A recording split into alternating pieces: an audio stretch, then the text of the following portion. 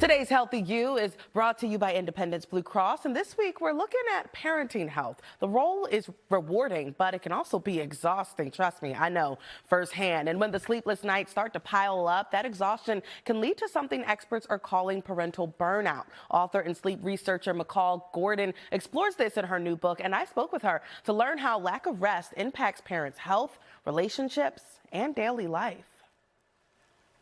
Tell me about your book, Why Won't You Sleep, and what inspired you to write it?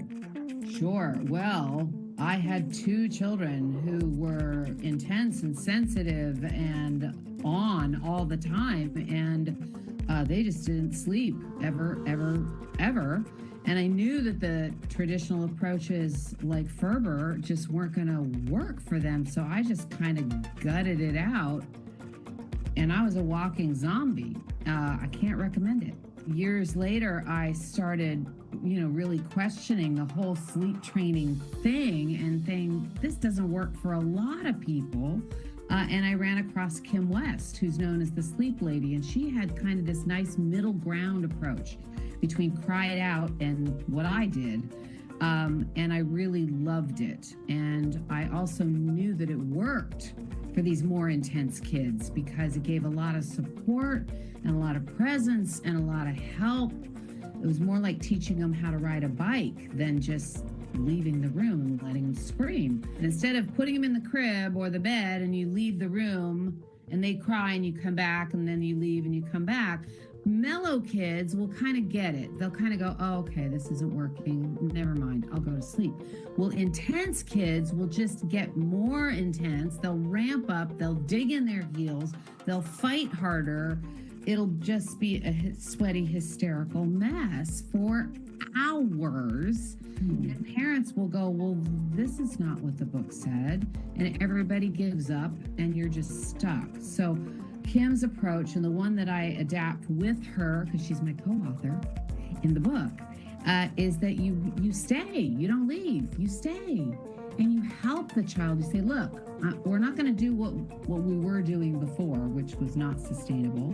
We're going to do something else, but I'm going to stay here. I'm going to help you, and we're going to do something else, and then I'm going to start doing less of that. And then over time, I'm going to start backing out of the rooms. Of course, all of this, right, it can lead to parental burnout. And how can parents kind of differentiate what parental burnout is versus just simply being exhausted? Parental burnout comes from chronic outlay of more energy and effort than you have. And parents can actually start to emotionally withdraw from their children, start parenting on autopilot, really just self-medicating possibly as a form of survival.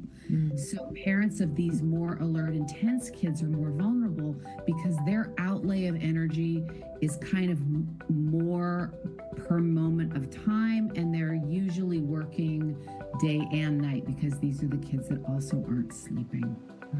What would you say are some of the early warning signs of parental burnout, and what steps can parents take to address it so that it doesn't become overwhelming?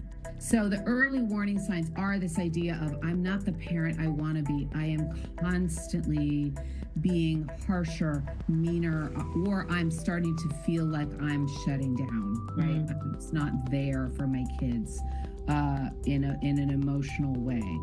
You're starting to self-protect. If you start feeling that it's time to really reach out for help, it's all hands on deck. What you really need to start doing are insisting on mini breaks, not big long breaks, not a big long vacation. You're not going to do that. What would you say is the best advice for when a parent is at their wit's end, right? Or they're easily triggered by a child's behavior? How can they kind of reel in some of that anger, if you will? First thing in the moment that you have to do is take a breath, anchor your feet on the floor. If you have to, put your hands on your chest. This sounds weird, but it works. Put your hands on your chest and say something to yourself like, okay, baby, okay, honey. Say something nice to yourself, even if it's just there. How would you describe gentle parenting, and is it helpful? To me, it's a little hard to define, I would say, because kids that are the more intense, more sensitive, require a more careful set of parenting skills than your regular mellow kids, honestly. Awesome. Well, thank you. It was such a pleasure. Take care and best of luck with everything. Okay, you too.